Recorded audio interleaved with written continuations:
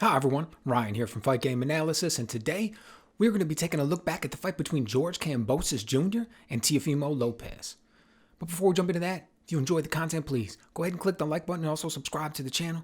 Really appreciate your support. Alright, so just yesterday we had the big fight wrap up between George Kambosos Jr. and Teofimo Lopez. Huge upset. Kambosos walks away with the belts and new. Man, that was big. Teofimo Lopez was going to this fight like a 10-1 favorite. Comes out off this huge knockout off of Richard Comey, then defeats Vasily Lomachenko to snatch up all the belts at 135 pounds and kind of fights this relatively unknown, unheralded George Kambosos Jr. And Kambosos finds a way to go in there and pull the upset and come away with by far the biggest victory of his professional career, man. Congratulations to him. I, for one, did not see it coming. I talked about in my analysis and prediction that George Kambosos was a very talented fighter, very underrated, yet at the same time, I didn't see him being able to go out there and get it done. And that's exactly what he did, man. That's exactly what he did. Now, look, hindsight's 2020. We can look back and see a million reasons why he was able to come out with the victory. But it's interesting. It's interesting. So one of the things, now, looking back, we look back at Teofimo Lopez, and we know right away, young guy, and we know, I believe it was going into his fight with Comey. Maybe it was going into his fight with Lomachenko, but I think it was the one with Comey. ESPN even had a special about it. I think it was Mark Kriegel. They were talking about some of the things that he was dealing with outside of the ring, right? Some of the mental issues that he was dealing with. I think it was like anxiety, stress, something along those lines, some things with his family. I'm a little bit fuzzy on the details. But there was a big special about what was going on outside of the ring. Comes out there, gets the big knockout against Comey. I don't know if it was that one, like I said, or Lomachenko. Either way, got the win in both of those ones. So the talk goes away a little bit. But then, last night going into this fight, man, you hear the announcers talking about it again. Talking about things that they saw, things that they heard him talking about in the fighter meeting, things that they know he's got going on outside the ring, all the delays and with the stress that could have caused. 8 different dates, 5 different venues, a whole bunch of crazy stuff. We know about the promotional issues. Man's only like 24, 25 years old? Whole lot going on. Not trying to make excuses for him, just setting the stage. Right? Then he comes out there in the first round, and I'll tell you right away, I instantly did not like how hard he came out in the first round. When you see a fighter who's a 10-1 favorite, when you got a fighter who you know is bigger and stronger, supposed to be the more talented guy, and he comes out and just relentlessly aggressive, tries to blow that guy out the water in the very first round, it's typically not a good sign. Why is he trying to get the fight over so quickly? Why is he coming out here and trying to just completely overpower this guy? Within the first second of the fight, he's out there trying to take his head off with right hands and left hooks. Not exactly the best sign. Right, we see Kambosos weather storm. By the end of the first round, Kambosos is the guy landing the overhand right, putting Lopez on the floor. And then from there, just the fight got better. Man, I loved the check left hook that Kambosos was using. Now, look, I was critical of it at first. We've seen him use it a lot in the past. Didn't think he was going to see a lot of success with it. I thought the timing was going to be off. I thought Lopez was going to be a little bit too fast. I thought when he did try to use it, Lopez was going to be able to change up the timing on it and throw his right hand in there. All of that. No. Kambosos was able to get that check left hook off decently well. And when he didn't, it was at least able to break up the jab of Lopez. Right? That was the other thing that I thought was interesting about this one.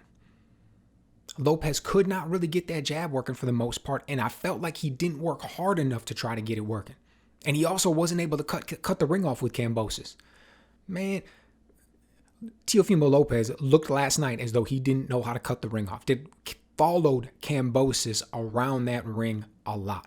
Chased him a lot in a lot of regards. He likes to be aggressive. He likes to push the pace. He likes to, not push the pace, but he likes to push his physicalness, He likes to push his physicality in the fight. He likes to be the more physical fighter. He likes to be aggressive and come forward and push things that way. And he was doing it, but he wasn't cutting the ring off. Wasn't able to corner Kambosos a lot, land that right hand. Wasn't able to do those things. On the flip side, Kambosos was able to use a lot of footwork. Was able to use that check hook a lot to break up the jab.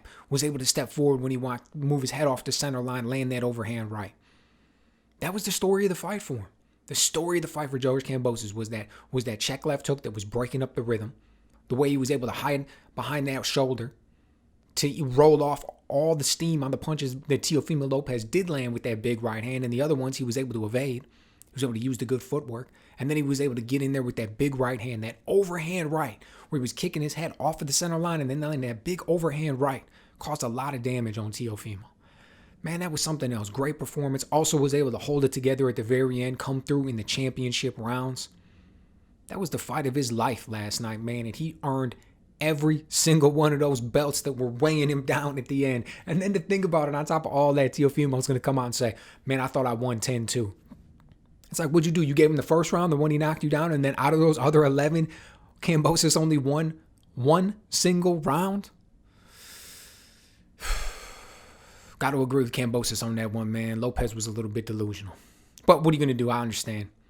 Heat of the moment. Salty that you just lost your belt. Salty that you just lost a fight with all that trash talk going in, all the hype and everything. And, you know, the amount of expectations and pressure that the man probably had on himself. Tough one. Tough one. So what's next for Kambosos now that he snatched up these belts? Look, I love the fact that he came out right after this and called out Devin Haney. We're going to see Devin Haney fight next week against Jojo Diaz. Now, he gets through that fight. Kambosos said, hey, I never really mourned my grandfather. Just died a couple months ago. Take a little bit of time off. I believe the man will be active, though. Come what, May, June, maybe he's going to be back in there. He's going to be looking for a big fight. Not in toot up. Doesn't want to fight tomato cans. Calls out Devin Haney. I like that one, man. Should be a relatively easy fight to make. That would be interesting. Devin Haney obviously presents a completely different style matchup to what Teofimo Lopez does. And it'll be interesting to see how those men match up and exactly what happens in there. You know, what change-ups Kambosos is going to bring relative to what he brought against, you know, a right-handed power puncher like Teofimo Lopez, a guy who wants to be big, physical, aggressive, went out there with a great game plan and executed. Now he's the man with the belts. What would it look like against Haney? And what's Haney going to look like next week against Jojo Diaz, right? Obviously, the majority of people expect him to get through that fight. He's going in as a big favorite, as the more talented fighter. What would these two look like when they match up? That's going to be an interesting one. So let me know what you guys think. How impressive was the victory with Kambosos last night? Huge upset. Man, Lopez was like 10-1 favorite going into that fight. Kambosos comes out with it. What did you guys think? And is this going to be a situation where George Kambosos kind of just rose to the occasion? He knew the caliber of fighter that he was fighting, and that was the fight of his life, and he's never going to quite reach that level again? Or is this now like more of his coming out party? And from here on out, we're going to see this man competing at a very elite level. Let me know what you guys think.